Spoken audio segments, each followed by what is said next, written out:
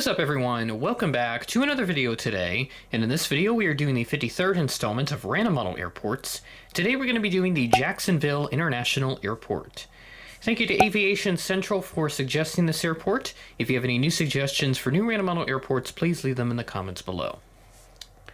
Heading back to the state of Florida, where we have our umpteenth airport, it feels like. But surprisingly, this is only the fourth airport that we have done from the state of Florida.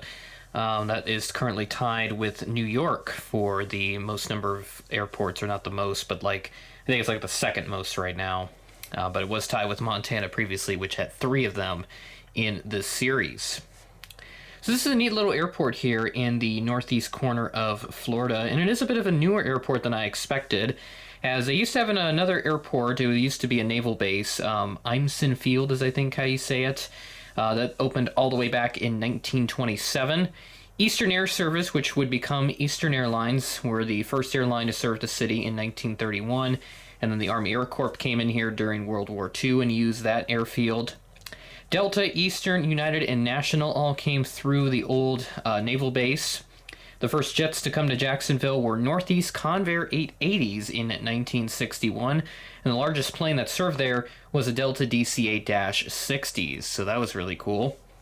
Unfortunately, there were various constraints with terrain and other things, especially with the city growing as well, that forced the airport to be abandoned later on, and they had to build a new one. The Jacksonville International Airport, which you see here, opened in 1968.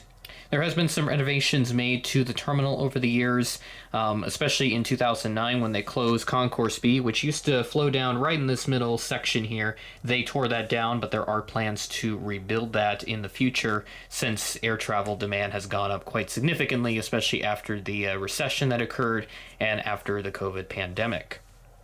Notable airliners that came through here over the years based on my research on departed flights. I saw that Delta sent the L-1011s here, which I thought was pretty cool, and Eastern also sent the Airbus A300s. That's pretty much all the history that I have, and there are a couple new services that I'll talk about as well. Allegiant is going to begin service to Harrisburg, Pennsylvania and Knoxville, Tennessee on June 14th. Breeze will begin service to San Diego on May 1st, and Frontier will begin service to Cleveland on May 22nd.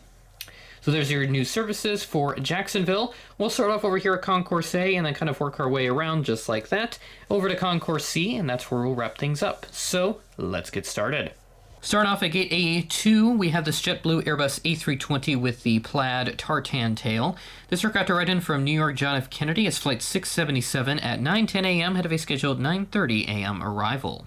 And then next to that, we have my Gemini JetBlue A320 with the high-rise tail at Gate A4. This aircraft came in from Fort Lauderdale as Flight 18 at 5:54 p.m., ahead of a scheduled 6:13 p.m. arrival. I did see that Phoenix recently announced the new JetBlue A320 livery. That one just says Defense Tips, and that NG also announced the Sharklets. I will be getting those in the near future as JetBlue continues to introduce a new livery across their fleet. Moving to Gate A6, we move into our United section. We're starting off with this United Express Embraer 175. This aircraft came in from Washington Dulles as Flight 6098, operated by Mesa Airlines, at 8:21 p.m., ahead of a scheduled 8:40 p.m. arrival. A pair of lovely mainline aircraft are up next, but we'll go ahead and check out this 737 MAX 8 for United in the background here. This is parked at Gate Alpha 8, coming in from Newark as Flight 1900 at 8:09 p.m., ahead of a scheduled 8:30 p.m. arrival. And now we'll swing on over to this very lovely A319 here at Gate Alpha 10. This also came in from Newark on an earlier flight in the afternoon. This arrived in at 2:05 p.m., ahead of a scheduled 2:24 p.m. arrival. Next up, we've got a quad set of Delta aircraft, 4 in total, of course. We'll start off here at Gate Alpha 9 with this Delta A319, the new Gemini release that came out in late 2023. This aircraft came in from New York John F. Kennedy as Flight 1566 at 4:45 p.m., ahead of a scheduled 5:05 p.m. arrival. Then move on over, we've got its larger brethren, the A320, parked at Gate Alpha 7. This came in from DTW, or Detroit, as Flight 2333 at 10:19 a.m., ahead of a scheduled 10:49 a.m. arrival. So we've got an aircraft arriving ahead of schedule by half an hour. And then continuing on, we've got a tinier aircraft, the Airbus A220-100, parked here at Gate Alpha 5. This came in from Boston as Flight 1281, arriving in at 7:06 p.m., ahead of a scheduled 7:09 p.m. arrival. And then what I consider to be the flagship aircraft for Jacksonville, since it is the biggest aircraft that comes in here, we've got this Delta 757-200 from Atlanta. This is parked at Gate Alpha 3. This aircraft arrived in at 10:07 a.m., head of a scheduled 10:22 a.m. arrival. In our last aircraft at Concourse A, we've got this Lone Frontier Airbus A321 at Alpha 1. This came in from Dallas-Fort Worth International as Flight 1336 at 10:54 a.m., head of a scheduled 11:01 a.m. arrival. Frontier continuing to expand their operations at a DFW, so nice to see them here coming in from that airport. Let's move over to Concourse C, where we've got Southwest, Sun Country, American, and Breeze. Starting off with a pair of Southwest aircraft at Gate Charlie 2, we have the Southwest 737-800. This aircraft came in from Houston Hobby as Flight 1585 at 5:37 p.m., head of a scheduled 5:50 p.m. arrival. And next to that, we've got its smaller brother-in, the 737-700. This aircraft came in from Atlanta as Flight 2549 at 11:01 a.m., head of a scheduled 11:20 a.m. arrival. This aircraft has the 3 Victor customer code, so pretty interesting stuff. I'll look it up to see who previously operated this aircraft, and you'll see that information on your screen. Moving into our lone Sun Country aircraft, we've got the 738 with the Tide Pod livery. This exact aircraft I'm representing here has the 40 years of flight sticker. Not sure how long they're supposed to have that on there, so that's why I've been a bit hesitant to get that Gemini release that they did last year at this point now. Maybe I'll still get it at some point. We'll see how long they keep it, but I feel like by the time I get it, they're going to start repainting them and removing that sticker, so we'll see what happens. But parked here at Gate Charlie 6, this Sun Country aircraft came in from Minneapolis as Flight 323. This is a seasonal service as well. This arrived in at 10:28 a.m., head of a scheduled 11:01 a.m. arrival. So we've got an aircraft arriving at a schedule by 33 minutes. Pretty impressive stuff here from Sun Country.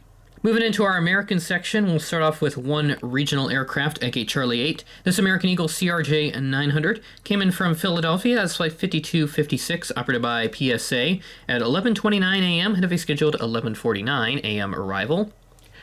And then we'll move into our mainline aircraft. We've got this A321 with CFM engines at Gate Charlie 10 today. This aircraft arrived in from Charlotte as Flight 1830 at 4:52 p.m., head of a scheduled 4:57 p.m. arrival. And then just behind that, we've got this Airbus A320 with the IAE engines coming in from Phoenix Sky Harbor as Flight 2844. This arrived in at 9:45 p.m., head of a scheduled 10:11 p.m. arrival. And then I'll go ahead and pop the aircraft over here. You can see there's an extra aircraft. I did not forget them this time.